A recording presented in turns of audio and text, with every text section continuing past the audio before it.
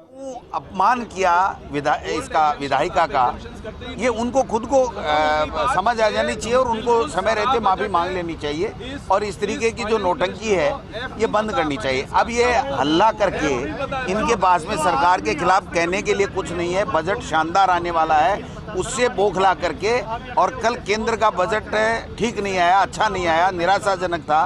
राजस्थान को कुछ नहीं मिला, बेरोजगारों को कोई आस इससे नहीं बंधी, महंगाई कम करने का कोई विजन नहीं दिखा, किसान की आमदनी दोगुनी करने का कोई रोड मैप इनके पास में नहीं है, न कर्मचारियों को इन्होंने कुछ दिया है, ERCP को राष्ट्रीय परियोजना ये कर नहीं पाए। तो अब ये भागेंगे और पिछली घड़ी से दुम दबा के भागेंगे, इसलिए ये नौटंकी कर रहे हैं। यार इन्होंने कहा कि बजट सर्वस्पर्शी है और विकासकारी बजट है, तो कई योजना इन्होंने गिनाई कि जो सप्तऋषि मंडल यानी 7 चीज़ें गिनाई है उन्होंने आदिवासियों के लिए, इसके देश के 5G नेटवर्क जो टेक्नोलॉजी उसको बढ़ाने के लिए। इनका नेटवर्क जो है ना, मोदी जी का अडानी और अंबानी से शुरू होता है और वहीं जाके ख़त्म हो जाता है। उन दो को क्या क्या मिल सकता है, उनको कैसे आगे पैसे कमाए जा सकते हैं, गरीब का कहाँ दिखा, बताओ ना क्या दे दिया इन्होंने। नरेगा का बजट कम कर दिया गरीब के लिए, मजदूर के लिए, मजदूरी मिल रही थी बेचारे को, 30,000 करोड़ रुपए का बजट इन्होंने कम कर दिया।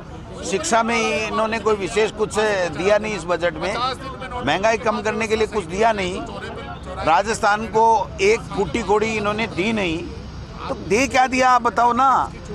अब बीजेपी प्रदेश अध्यक्ष का कहना है कि क्योंकि बाइफरकेशन नहीं होता, प्रधानमंत्री पूरे देश के हैं, तो ऐसे में राजस्थान का उसी में समाहित होता है। राजस्थान के लिए रेलवे और उनके प्रोजेक्ट भी उन्होंने, अरे ERCP तो दे ही सकते थे, खुद के मुंह से बोला हुआ है भाई।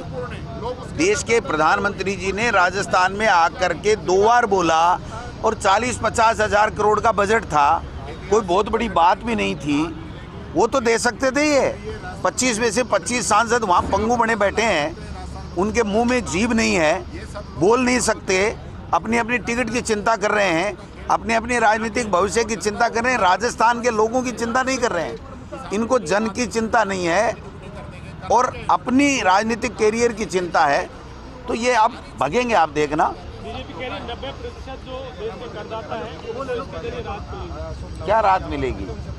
इनकम टैक्स क्या राहत मिलती तो ये इस तरह के भगोड़े होने का नाटक थोड़ी करते। अगर इनके पास कुछ कहने को होता तो 2-4 दिन यहाँ बैठ करके बात करते, हमारा बजट आता, फिर इसकी तुलना करते, हमारे बजट की कमियां निकालते।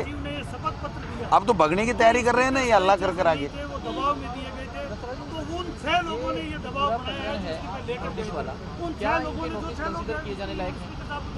किन के नोटिस? नहीं, ये नौटंकी कर रहे हैं, काय का विशेषाधिकार है, इन्होंने किया है।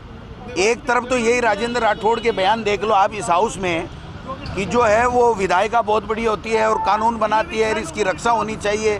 दूसरे कई प्रकरण हैं जिनके उदाहरण मैं गिना सकता हूँ, और आज दूसरी तरफ वो खुद कोर्ट में चले गए और वहाँ पर केंद्रीय जो विधि मंत्री हैं वो कोर्टों के खिलाफ बयान दे रहे हैं।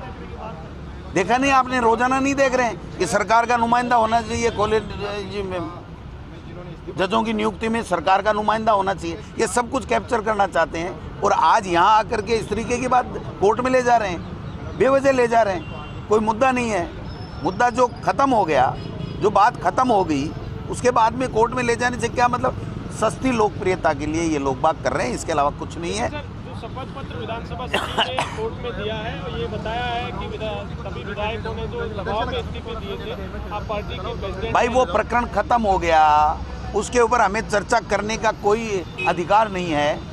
जो चीज़ आई, जो चीज़ डिस्पोजल हो गई, उसके बाद में उसमें सांप तो चला गया और उसकी जो लकीर है उसको पीट रहे हैं, ये क्या?